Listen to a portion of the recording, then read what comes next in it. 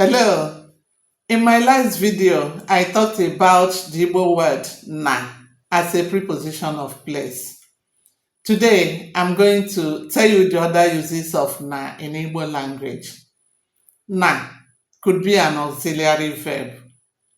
As an auxiliary verb, the structure is that it is written in full, followed by a hyphen before the verb.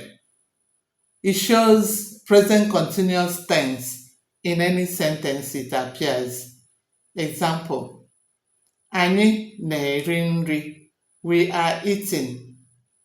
Uchenna na-agba egwu. Uchenna is dancing.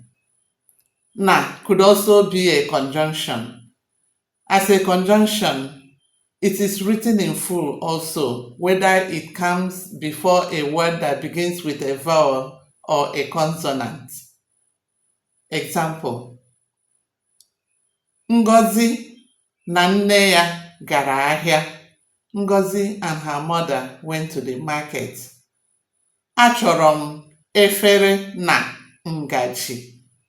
I want plate and spoon. Na could also be used in a sentence to mean that. In this case also, it is written in full.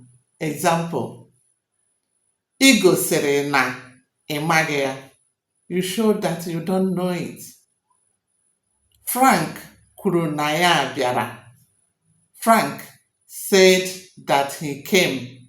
Yes, the word na could mean different things in Igbo, but the context automatically explains each meaning.